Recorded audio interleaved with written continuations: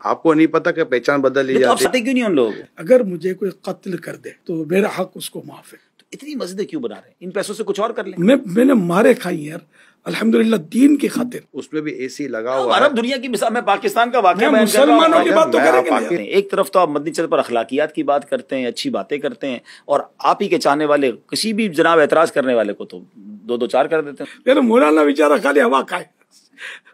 وہ بھی سوال بڑا ڈائریکٹ سا ہے، لیکن چلیں غلط فہمیاں اب تو دور کرنے سارے بیٹھے سوال ہیں. آپ نے انڈائریکٹ کیے نا. یہ اے سی سلو کر دیں فین اس کے.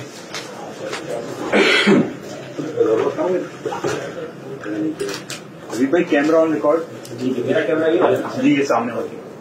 الحمدللہ عز و جل ایک بار پھر پروگرام غلط فہمیاں لے کر حاضر ہیں. جنہوں نے پچھلے 2 ایپیسوڈز دیکھے ہیں، پچھلی 2 قسطیں دیکھی، انہیں معلوم ہے کہ اس پروگرام میں امیر اہل سنت قبلہ بانی دعوت اسلامی حضرت علامہ مولانا ابو بلال محمد الیاس اتار قادری صاحب سے بڑے اسٹریٹ فارورڈ کوسچنز بھی ہوئے تھے، اور اس پر شاندار انداز میں بڑی نرمی کے ساتھ آپ نے ہمیں جوابات عطا فرمائے. تو آج امیر اہل سنت کے ساتھ ساتھ حاجی عمران اتاری صاحب بھی ہمارے ساتھ ہیں، تو انشاءاللہ ان دونوں شخصیات سے ہم سوالات کریں گے. ہم آپ کو بھی ویلکم کرتے ہیں کہ آپ بھی اگر کچھ سوالات کرنا چاہتے ہیں اس پروگرام کو دیکھیے، اور اس کے کمنٹ سیکشن میں جا کر آپ سوالات کیجئے کہ ان سوالات میں سے بھی کچھ سوالات اگلے پروگرامز میں شامل کریں. پہلا سوال جو ہمارے پاس ہے تھوڑا سا ٹف کوسچن ہے. دعوت اسلامی والے، یہ کوسچن آیا میرے پاس، اہل بیت کا ذکر اتنا زیادہ کیوں نہیں کرتے جتنا صحابہ کا ذکر کرتے ہیں؟ صحابہ اور اولیاء پر تو بہت سارے آپ کلام بھی بناتے ہیں، پڑھتے بھی ہیں، مگر اہل بیت پر کلام بھی نہیں بناتے. یہ غلط فہمی نہیں ہے، غلط فہما ہے. وہ تو جواب دیں. مجھے بچپن میں امام حسین شہید کربلا کا نام لینا نہیں آتا تھا، بچہ تھا، نہ سمجھتا. اس وقت اپنی زبان میں ان کا میں نام لیتا تھا. میں وہ دہرانے میں بھی ڈر لگتا مجھے کہ کس طرح ان کا نام لیتا تھا. وہ لیتا تھا میں. یعنی یوں کہو کہ اہل بیت کی محبت ہماری گھٹی کے اندر ہے. الحمدللہ رب العالمین.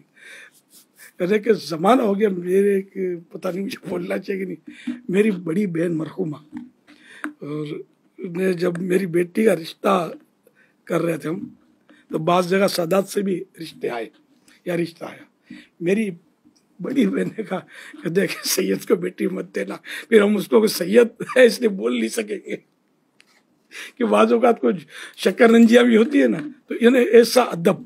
تو ہمارا الحمدللہ سیدوں کے ساتھ اور اہل بیت کے ساتھ، آپ میرے رسالے، میری تحریرات کو اٹھا کر دیکھ لیں، برسوں سے جو چل رہی ہے، صلی اللہ علیہ وآلہ وسلم ملے گا اس میں. تو آلہ اہل بیت سمجھے. تو اور پھر یہ کہ میرے رسالے، حضرت امام حسن رضی اللہ عنہ کی 30 حکایات، کرامات امام حسین، کرامات شیر خدا، کربلا کا خونی منظر. تو اس کے علاوہ مطلب یہ کہ رہے میرے کلام، تو آپ کو پتا ہے کہ میں نے کتنے کلام اہل بیت اطہار کی شان میں عرض کیے. الحمدللہ اہل بیت کے تو شان میں نے اتنے بیان کیے ہیں. مجھے یاد پڑتا ہے میں 3 گھنٹے کھڑے بیان میں نے کیے. اللہ بیان شہادت، صحت تھی، اور مجمع بھی الحمدللہ، اجتماع کثیر. ایک بار میں نے اس دوران کسی کی شہادت، حضرت علی اصغر رضی اللہ عنہ کی شہادت یا کسی کی شہادت کا کوئی بیان کیا، تو اس میں کسی نے بتایا کہ ایک نوجوان کھڑا ہو گیا تھا جوش میں آ کر کہ جیسے دشمنان نے اہل بیت کو مار ڈالوں، کاٹ ڈالوں. وہ اتنا مطلب جوش میں آ گیا تھا. کس نے کیا حضرت علی اصغر کو شہید؟ اس کو مطلب کیفیت یہ میں نے دیکھا نہیں کہ مجمع اجتماع کثیر ہوتا تھا. آپ لوگوں نے ہو سکتا ہے اٹینڈ کیے ہوں گے گھانچی پاڑے میں. جی ماشاء اللہ. تو یوں الحمدللہ بتا، ہم تو شروع سے ہی ابھی ہم کو یار وضاحتیں کیوں کرنی پڑ رہی ہیں.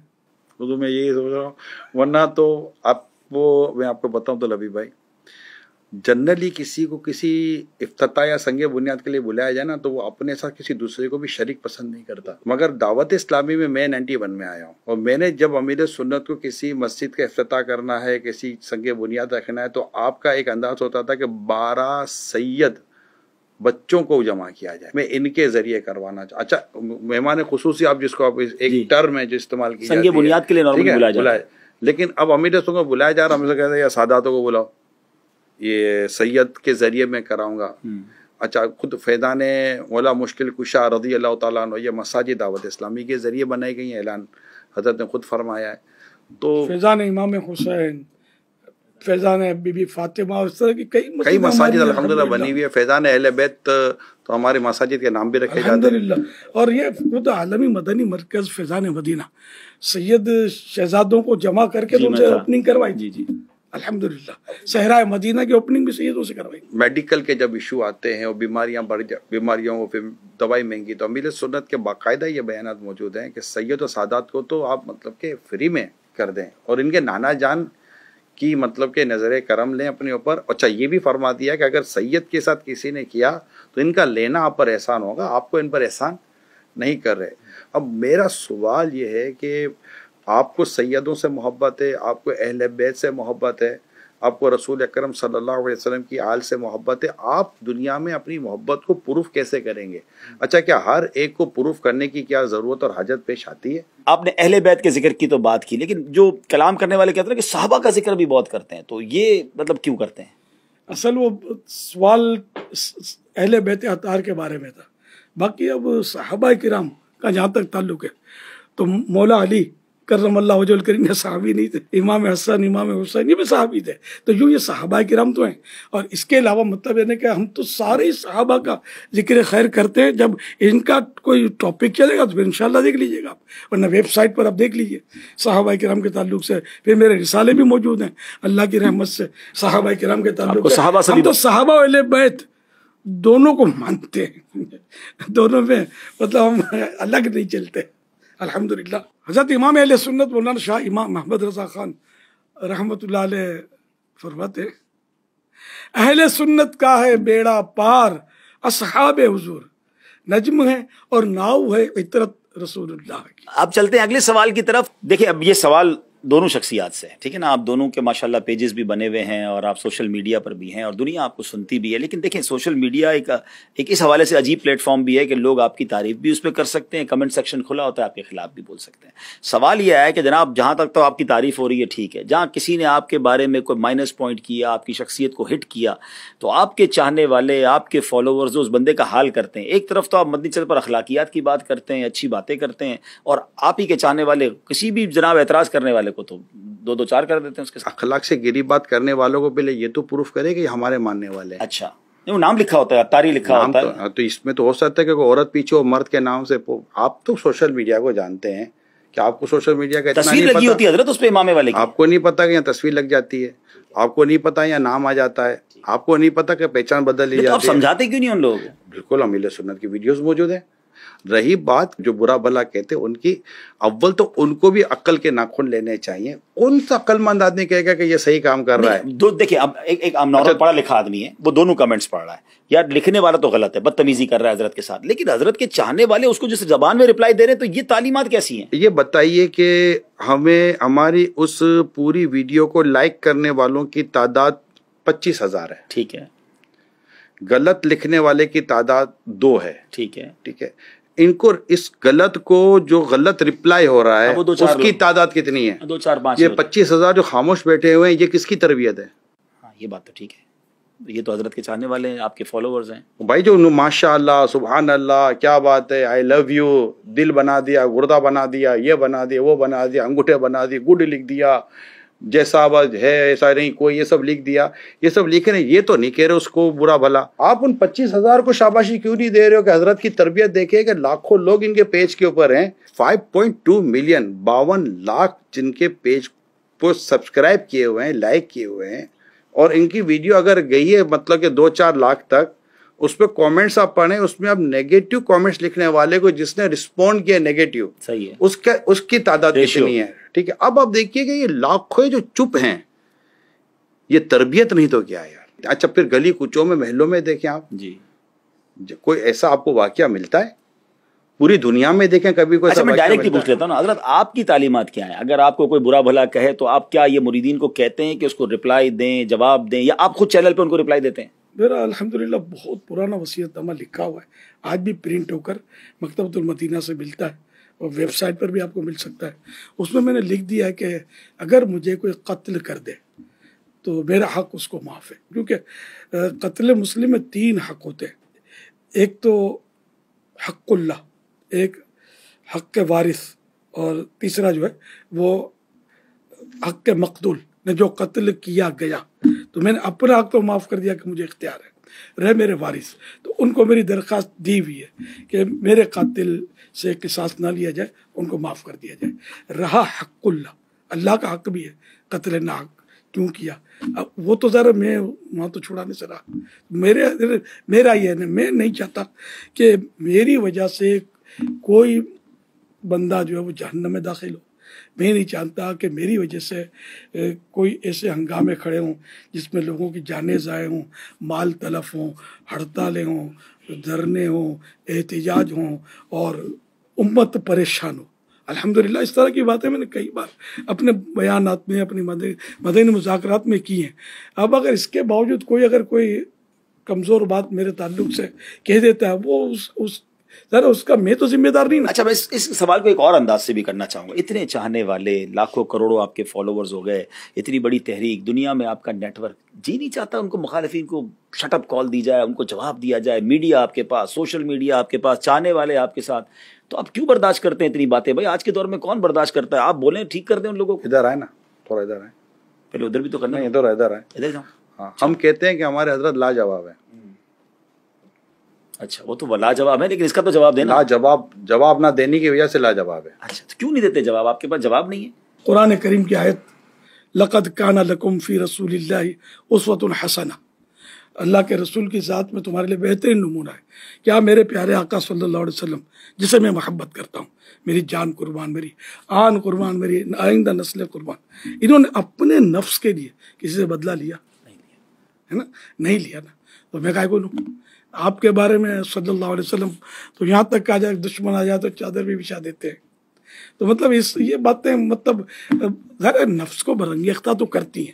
ہم لوگ تو مطلب ذرا کہ گناہ گار بندے ہیں، کبھی جذبات انسان کے مشتعل ہوتے بھی ہیں، لیکن کبھی یہ واقعہ نہیں پائیں گے کہ میں نے اپنی ذات کے لیے کسی کو پٹوا دیا، کسی کو مروا دیا، کسی کو، حالانکہ یہ سب ہو سکتا ہے، اشارہ کرنے کی دیر ہے، اتنے سارے اپنے پاس لوگ، لیکن الحمدللہ آج تک آپ ایک بھی واقعہ لا نہیں سکتے۔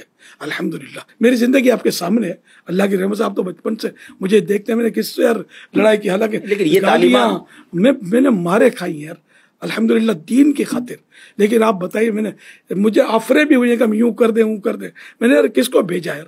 الحمدللہ میں مطلب اس چیز سے اپنے آپ کو حتی الامکان بچا کر بڈھا ہو گیا ہوں۔ آپ چلیں، آپ کی طبیعت آپ نے بیان کر دی نا کہ آپ بدلہ نہیں لیتے، آپ کی مسیرت میں ایسا واقعہ نہیں ملے گا۔ آپ کی تعلیمات اپنی شورا کو، اپنے ذمہ داران کو، کہ وہ بھی ایسے ہی دعوت اسلامی لے کے چلیں گے، جھگڑا نہیں کریں گے، ریپلائی نہیں دیں گے، انشاءاللہ جواب نہیں دیں گے، انشاءاللہ الکریم، اپنے نفس کے لیے، اپنی ذات کے لیے انشاءاللہ ان کو بھی انتقام نہیں لیں گے انشاءاللہ۔ ہمارے امیر سنت نے، اللہ ان کو سلامت رکھے، اپنی تحریک سے وابستہ اسلامی بھائیوں کو قرآن کریم کی آیت کا حصہ یاد کروایا ہے، وَالْقَاظِمِينَ الْغَيْظَ وَالْعَافِينَ عَنِ النَّاسِ وَاللَّهُ يُحِبُّ الْمُحْسِنِينَ۔ یاد کرائیے یہ آیت کہ غصہ پینے والے، درگزر کرنے والے، احسان کرنے والے اللہ کو پسند ہیں، اور ادفع باللتی ہی احسن، اے سننے والے برائی کو بھلائی سے ٹال۔ یہ ہم نے انہی سے حدیث سنی ہے، جو تجھ پر ظلم کرے اسے معاف کر، جو تجھ سے توڑے اس سے جوڑ، اور جو تجھے محروم کرے اسے عطا کر۔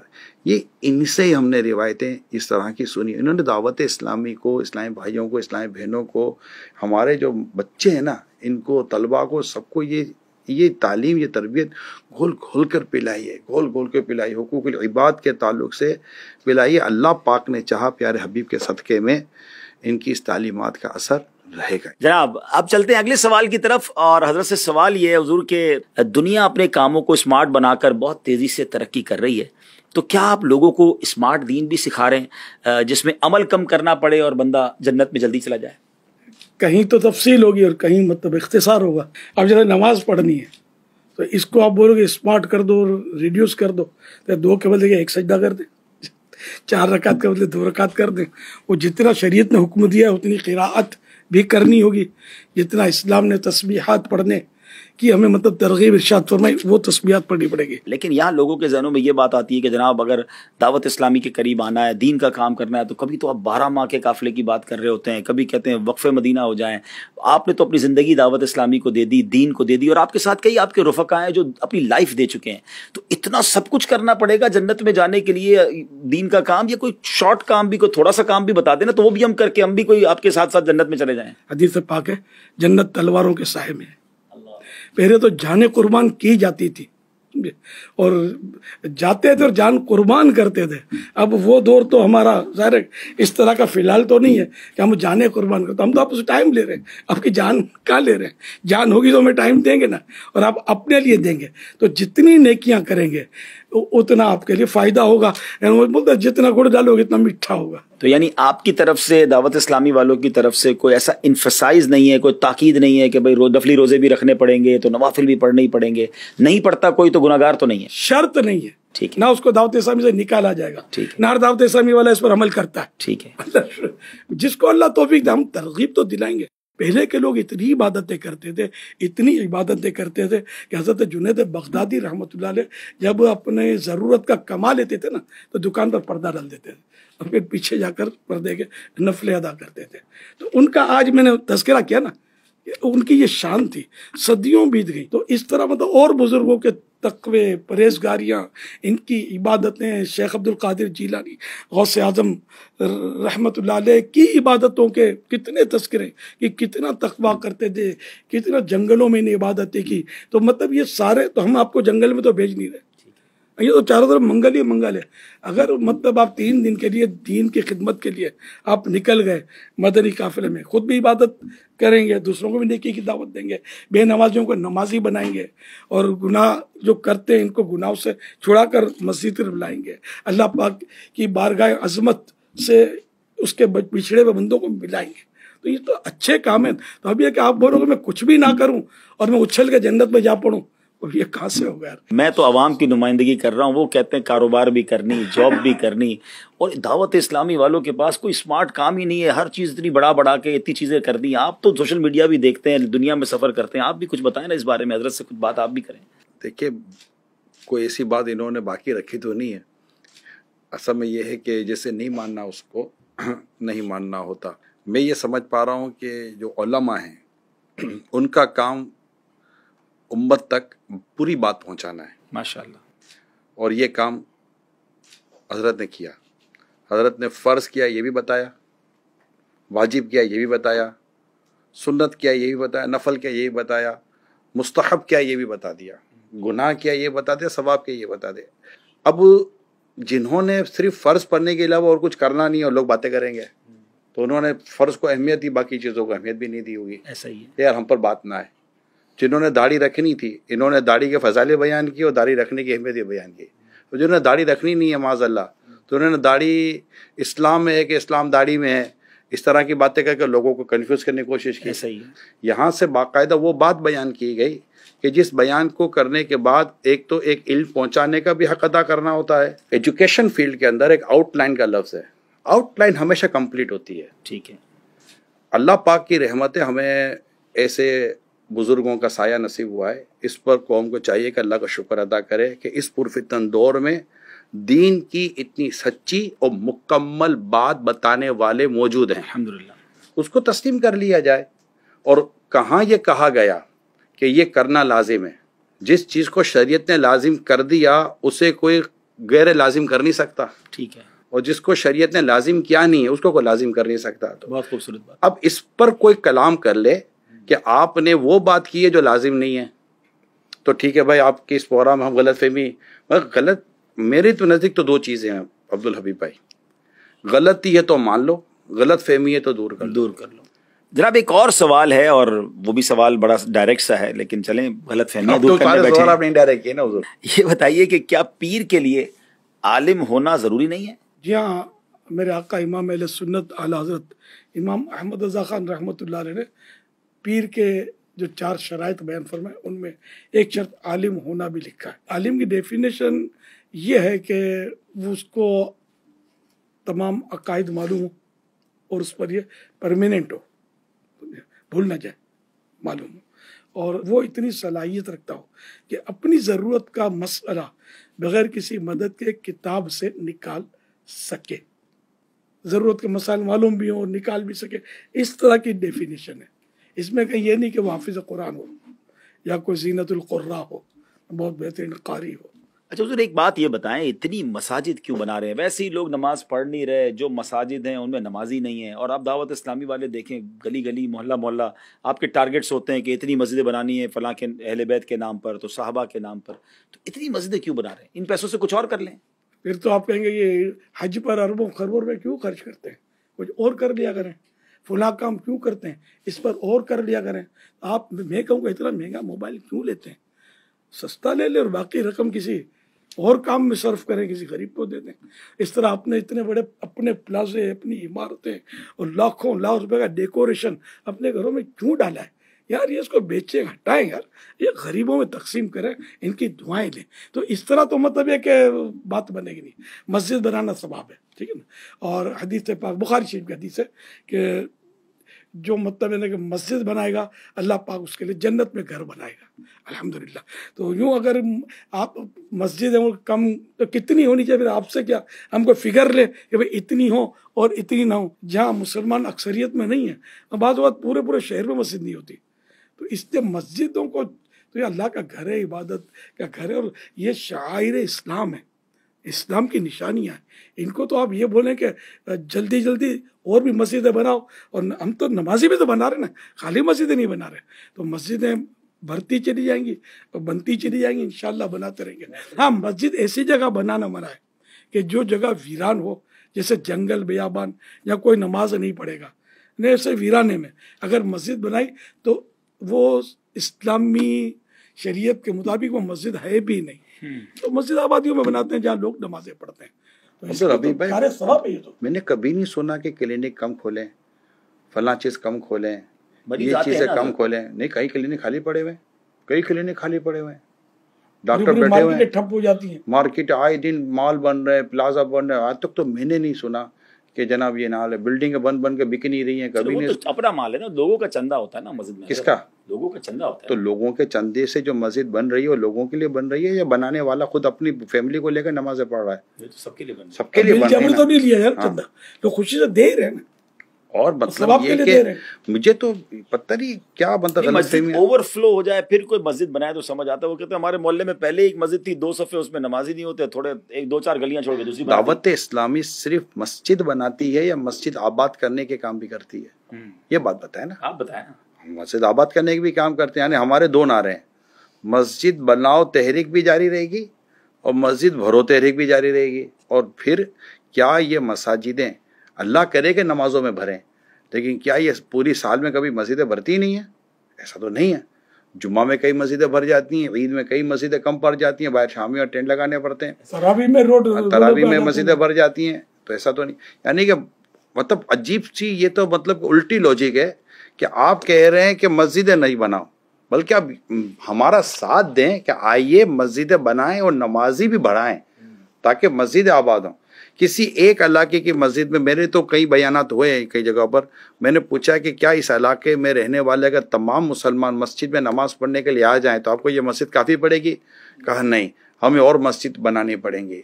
تو اب نمازی بڑھانے کے بجائے، نیکی کی دعوت دینے کے بجائے، لوگوں کو گناہوں سے نکال کر مسجد میں لانے کے بجائے اگر کوئی یہ فلسفہ یا لاجک کسی پر ڈالے کہ مسجد بنانے کی کیا ضرورت ہے، اتنی مسجدیں بنانے کی کیا ضرورت ہے، آپ مجھے بتائیے. اعداد و شمار آپ کے سامنے ہوں گے، آپ پاکستان میں بھی ٹریول کرتے ہیں، باہر بھی. آپ کو لگتا نہیں بن گئی جتنی مسجدیں بننی تھیں؟ کہاں بنی ہیں. اچھا، میں ساؤتھ افریقہ گیا، مساجد نہیں تھی، بہت کم مساجد تھی. اور UK گیا، بہت کم مساجد تھی. ایون کہ کئی اور دنیا کے ملکوں میں ہم گئے، جیسے کہ حضرت نے خود فرمایا کہ کئی کلومیٹر جائیں تو مسجد ہوتی نہیں ہے. بلکہ میں نے تو باقاعدہ ایک آرٹیکل پڑھا تھا کہ کسی ویسٹرن کنٹری سے ایک شخص پاکستان آئے اور آ کر بیٹھے فیملی کے ساتھ بات کر رہے تھے. جیسے ہی اذان کی آواز آئی وہ اٹھ کر مسجد میں جانے لگے. تو جو میزبان تھا جو یہیں کا تھا، اس نے کہا ابھی تو اذان ہوئی ہے، اتنی جلدی کیا ہے؟ تو کہا تمہیں کیا پتہ اذان کی اہمیت کیا ہے؟ ہم تو برسوں گزر کے اذان کی آواز کانوں میں نہیں آتی. یہ تو اللہ نے ویسا کرم کیا ہے کہ یہاں ہم بیٹھے، ہم کو اذان کی آواز آئی ہے اتر کر مسجد میں جانے بات تو میری بات کی تائید میں ہو گئی نا کہ بیرون ملک میں بنائے نا مسجد ہے بھائی، وہاں دور دور نہیں ہے، تو پاکستان میں بھی بنا رہے ہیں، بھی نہیں ہے، یہاں تو بہت ہو گئی نا، نہیں ہے، ہم کئی کلومیٹر تک جاتے ہیں مسجد نہیں ہوتی، کئی علاقوں میں جاتے ہیں مسجد نہیں ہوتی، کئی بڑے بڑے سینٹر، الحمدللہ دعوت اسلامی نے تو کئی بلڈنگ بنانے والوں کو نماز کی جگہ بنانے کی سوچ دی ہے، کئی جگہوں پر مسجد دعوت اسلامی کے ذریعے بن رہی ہیں۔ پاکستان میں بھی ایسے علاقے ہیں جہاں مسلمان پاکستان ہو یا پاکستان کے باہر ہوں، دنیا میں کئی ایسے آپ کو علاقے ملیں گے جہاں پر مسجد کی کمی ہے۔ اچھا آپ یہ بتائیے، دنیا میں ایک سٹینڈرڈ ڈسکس کیا جاتا ہے کہ اتنے لوگوں میں ڈاکٹر ہونا چاہیے، اسٹینڈرڈ بیان کیا جاتا ہے کہ جب مثال کے طور پر 400-500 جہاں لوگ ہوں اس میں ایک ڈاکٹر کا ہونا ضروری ہے، رائٹ؟ کیا کوئی ایسا اسٹینڈرڈ ہمارے پاس آیا، کسی نے دیا کہ اتنے لوگوں تو ایک مسجد ضروری ہے، 2 مسجد ضروری نہیں ہے؟ بھئی ایک علاقے کے اندر 4 مسجدیں بھی بنی ہوئی ہیں تو آپ یہ دیکھیں پاپولیشن کتنی ہے، اگر یہ پاپولیشن مسجد میں آ جائے نماز پڑھنے کے لیے تو آپ کو لگتا ہے کہ 4 مسجدیں بھی زیادہ ہیں یا کم ہیں؟ نمازی کم ہیں اس پر بات کی جائے، نہ کہ یہ بات کی جائے کہ مسجد زیادہ ہیں۔ مسجد مرثیہ خواہ ہیں کہ نمازی نہ رہے، یعنی وہ صاحب اوصاف حجازی نہ رہے، کہ واعظ قوم کی وہ پختہ خیالی نہ رہی، برق طبعی نہ رہی، شعلہ مقالی نہ رہی، رہ گئی رسم ازاں روح بلالی نہ رہی، فلسفہ رہ گیا تلقین غزالی نہ رہی۔ تو آپ ہمارا ساتھ دیں دعوت اسلامی کا اور مل کر نیکی کی دعوت عام کریں، بے نمازیوں کو نمازی بنائیں گے تو مسجدیں کم ہی پڑیں گی، آپ لکھ لیجئے۔ چلیں جناب، امید ہے کو دعا کرتے ہیں کہ اللہ کرے کہ آپ کی غلط فہمی دور ہو گئی ہو سکتا ہے کہ اسے اعلانات آ جائیں گے تو ہم بھی مسجد بنائیں۔ ہاں بنانا چاہیں تو رابطہ کر سکتے۔ دعوت اسلامی کی مرکزی محیط شورا نے یہ اعلان کیا ہوا ہے اور لائیو اعلان ہے، آپ دنیا میں کہیں بھی رہتے ہیں، جس بھی ایریا میں آپ کو لگتا ہے کہ ہمارے پاس یہاں نماز پڑھنے کی جگہ نہیں ہے، مسجد نہیں ہے، جائے نماز نہیں ہے، مصلی نہیں ہے، آپ ہم سے رابطہ کریں، انشاءاللہ دعوت اسلامی آپ کو وہاں پر مسجد اور نماز پڑھنے کی جگہ بنا کر دے گی۔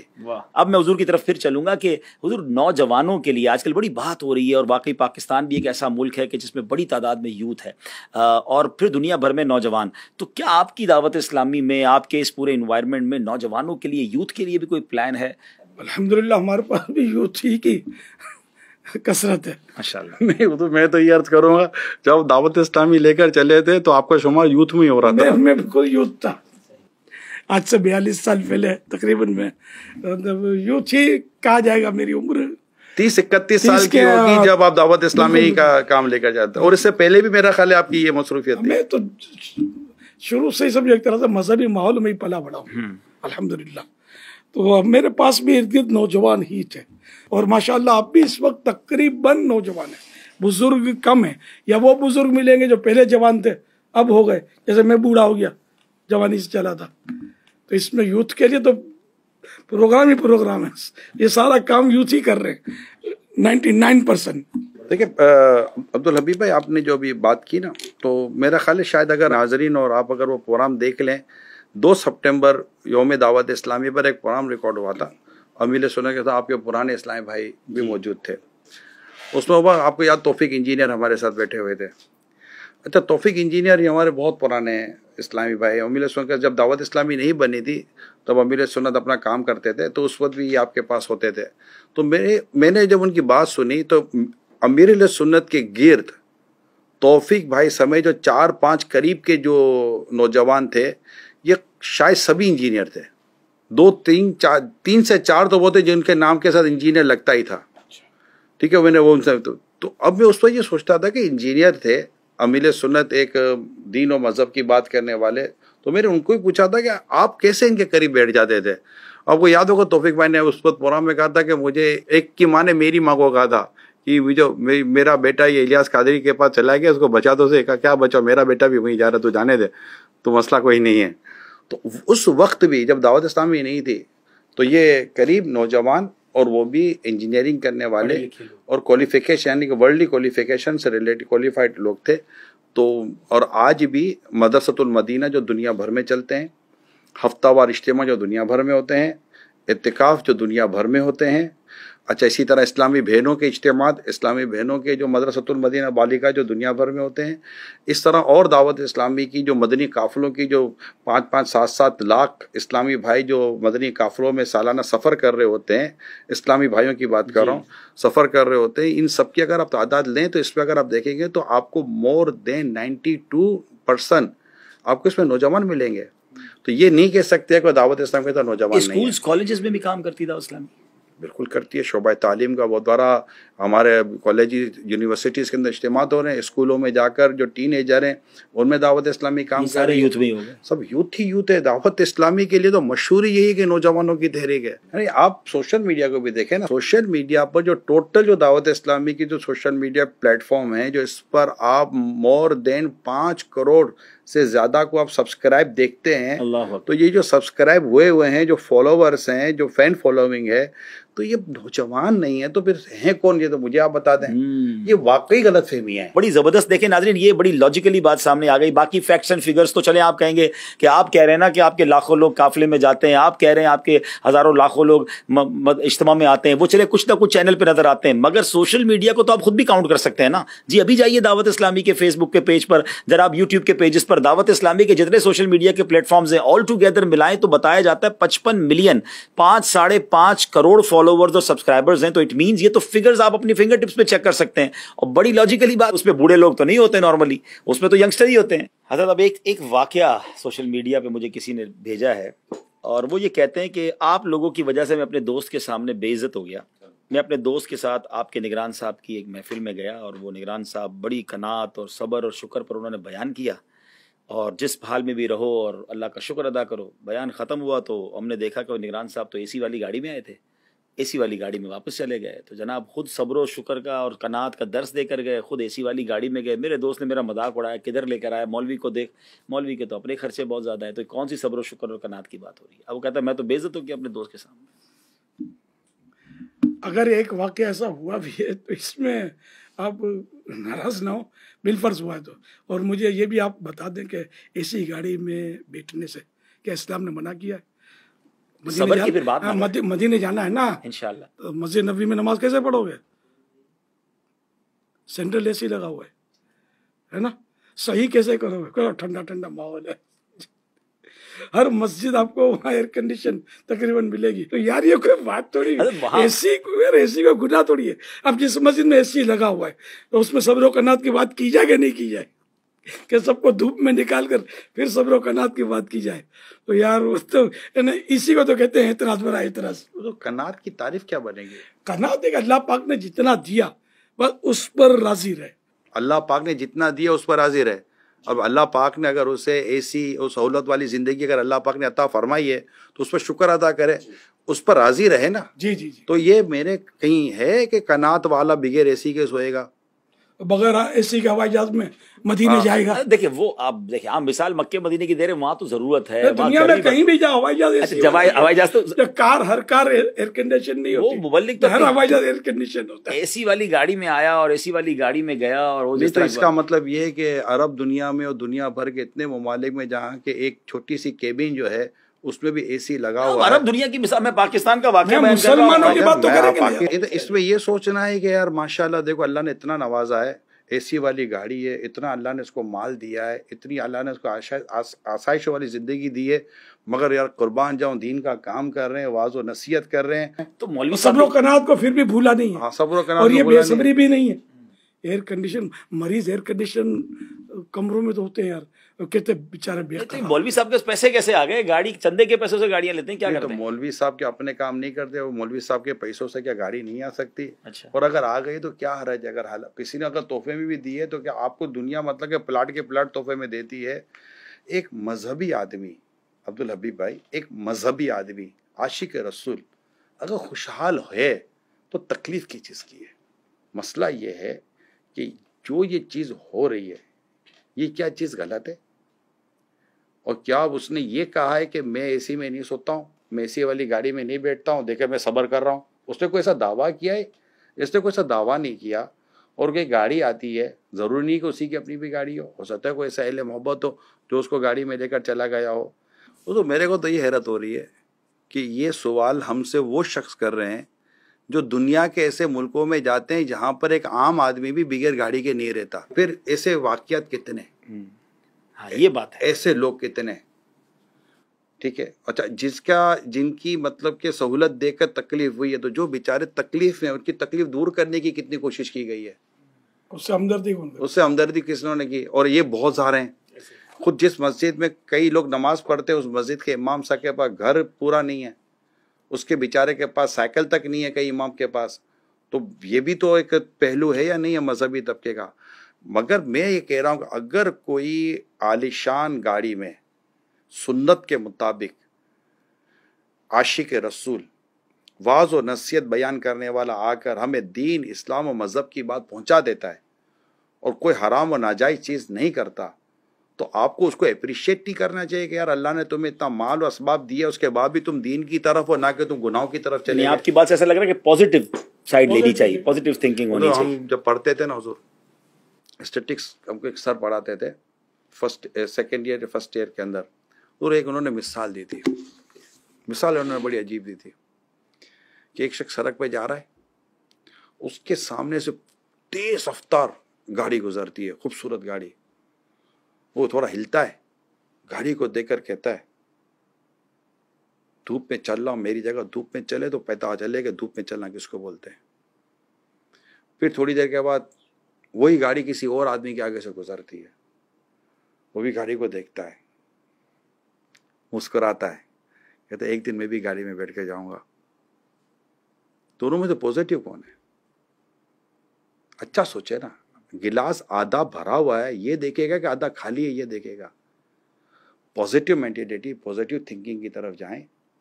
اور جیسے ہم بہت پیاری بات امیر سنت فرماتے ہیں کہ اب یہ تو چلو شکر ہی ایسی ویسی کی بات کر کے بول رہے ہیں، ورنہ یہاں تو اگر وہ کچھ مرغی بھی کھا لیتا تو بولتے دیکھو مولوی مرغی کھا رہا ہے. پہلے کہتے تھے اب مرغی سستی ہے. اچھا مرغی سستی ہے، اب مٹن مہنگا ہے. اب مٹن مہنگا ہے.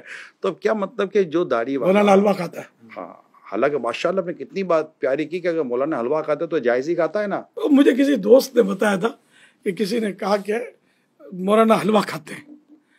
تو ہمارے علاقے میں مشہور دکان ہے ایک حلوے کی، اس حلوے کی دکان والے کے جو مالک ہے اس کے نام کے سب لفظ حلوائی لگتا ہے. تو اس نے بولا کہ چلو وہ فلاں حلوائی کی دکان پہ چلتے ہیں. اب وہاں آپ دیکھ کے مجھے بتائیں، یہاں دیکھتے ہیں کہ کتنے مطلب مولانا حلوہ کھا رہے ہیں اور کتنے غیر مولانا حلوہ کھا رہے ہیں. یہ تو واقعی غیر مولانا ہی زیادہ ہوتے ہیں حلوہ کھانے والے. ہم سب کچھ کھاوے ہمارا کھاوے اندھا ہوئے، وہ محاورہ ہے نا لوگوں کا. لیکن مولانا بیچارہ خالی ہوا کھائے، حلوہ آپ کھاؤ. واقعی یہ بات تو سمجھنے والی ہے. بڑی زبردست مٹھائیوں کی دکانیں ہیں اور بڑی بیکریاں چل رہی ہوتی ہیں، تو وہاں لائن میں دیکھیں مجھے اس پر آپ بولنے کا موقع دیں. آپ اتنی دیر سے بول ہی تو رہے ہیں. کہاں بول رہے ہیں حضور، ہم ابھی تو بولے کچھ نہیں ہے. یہ تو اتنا بول رہے ہوتے تبھی تو آپ ہمیں لے کر بیٹھے ہیں. جی فرمائیے. ٹھیک ہے، یہ مجھے بتائیے کہ گھر میں ایک ٹیوٹر رکھا جاتا ہے بچے کو اسکول پڑھانے کے لیے، اس کو جنرلی طور پر کتنی فیس دی جاتی ہے؟ آپ تو بہت فیس دیتے ہیں. اندازہ دیکھیں اگر 1-2 گھنٹے کے لیے آتا ہے تو 10,000 سے لے کے 30,000 تک لوگ دے رہے ہیں. اچھا، اسی گھر میں اسی بچے کو قرآن پڑھانے کے لیے ایک مولانا آتا ہے، اس کو کتنی فیس دی جاتی ہے؟ 2-3 ہزار مشکل سے ملتے ہوں گے. یہ فرق ہم اپنی نسل کے اندر کیوں اتار رہے ہیں کہ دین کا یہ مولانا سستا مل جاتا ہے نا، وہ بڑی مشکل سے ملتے ہیں. ٹیچر بڑی مہنگی تعلیم حاصل کی ہے اس نے. ٹیچر کہتا ہے کہ میری تنخواہ بڑھائیے، تو سر پلیز نہیں بڑھا دیجیے ورنہ میں نہیں آؤں گا، تو 5-10 ہزار روپے تو اس کی بڑھا دی جاتی ہے. مولانا کہہ دے کہ ذرا وہ 2-2.5 ہزار میں پورا نہیں ہو رہا، آپ کو پتہ ہے مہنگائی ہو گئی، اگر کچھ بڑھا دیں تو گھر میں جواب کیا آتا ہے؟ حضرت آپ کو کیا ضرورت ہے؟ اللہ والے. مطلب مولانا کا بچہ بیمار ہو تو ہوا کھا کے صحیح ہو جائے گا، بھوک لگے گی تو مٹی کھا کے بھوک ختم ہو جائے گی. تو ایسا تو نہیں ہے نا. ہم نے جو ایز اے مسلم، میں پوری تمام مسلم کمیونٹی کو میں ایڈریس کر رہا ہوں، ایز اے مسلم جو ہم نے یہ تقسیم کی ہوئی ہے، اور ہم خود اپنے بچوں کو بتا رہے ہیں کہ دنیا کی اہمیت یہ ہے، دین کے تعلق سے ہماری سوچ یہ ہے کہ ہمیں اس کو بدلنا نہیں چاہیے. سوچئے گا ذرا. جی ناظرین، آپ نے دیکھا غلط فہمیاں سلسلہ. میں دعا کرتا ہوں اللہ سے کہ آپ کی غلط فہمیاں دور ہوئی ہوں، لیکن یہ سلسلہ ختم نہیں ہوا ہے. آپ کے ذہنوں میں اگر مزید سوالات ہیں، ہمارے پاس بھی کچھ سوالات ہیں، حضرت سے انشاءاللہ پھر کسی نشست میں بیٹھیں گے، انشاءاللہ ان سے سوالات ہوں گے، اور آپ بھی اس پروگرام کے کمنٹ سیکشن میں جا کر اپنے سوالات بھیج سکتے ہیں. اگلے پروگرام میں پھر آپ سے ملاقات ہوگی.